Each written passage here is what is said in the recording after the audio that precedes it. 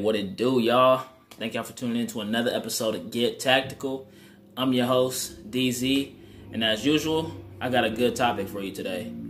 So today, we're talking about home invasions, all right? And whether or not you should sleep with that thing, right? Now, before we get started, this is clear, right? But, yeah, man, should you sleep with it or not? So we had a little situation out here in Phoenix, Arizona, right? So a guy, he's got the Ring camera up front, in the front of his house. 4 armed men come to kick open his door. So for those of you who don't know what the Ring camera does, it detects movement, up to like 10 feet away. So I guess, and it sends you a notification on your phone. So I guess the guy got the notification or whatever, and he saw that these people were out front of his house.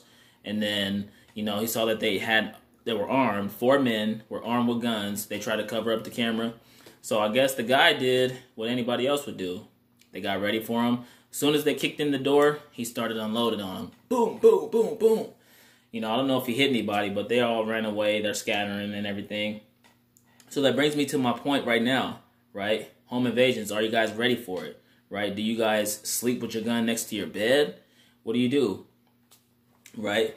So for an example, we don't know what's going to happen, right? Criminals are smart. They look for the weak points. They kind of study you, right? They may be studying you, I should say, to try to catch you when you're most vulnerable. So with that being said, I urge you guys, man, if you got like a little nightstand or something next to your bed where you can keep your gun, keep it there, because you never know.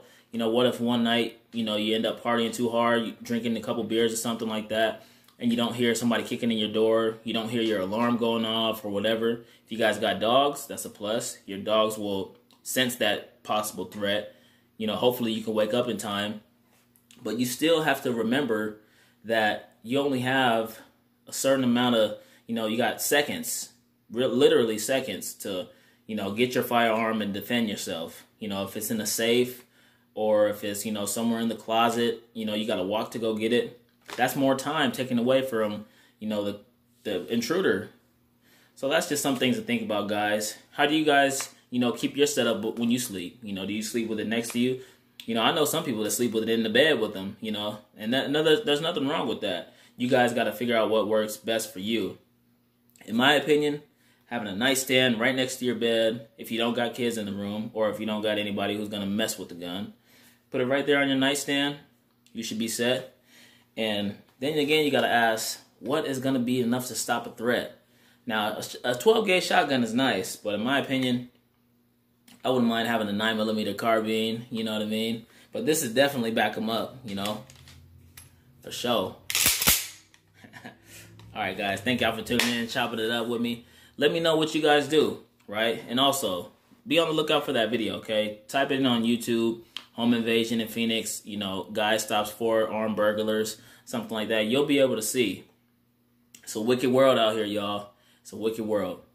And I also want to touch on this, too, as well, while we're on the topic of home invasions. There's a lot of stories out there that I've, read personally and hearing from a couple other people, too, as well. Some of these criminals, they're not just looking to take your stuff. They actually want to torment you. They want to do weird, wicked shit, man. There was one story I heard that I read myself. A couple, it was a couple, a guy and a girl, they were subjects of a home invasion.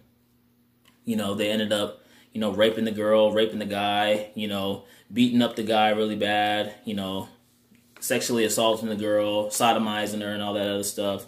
And I'm pretty sure if that guy would have invested in something like this, or even, a handgun, to fight off that threat, he probably would have did that, or he at least would have went to that.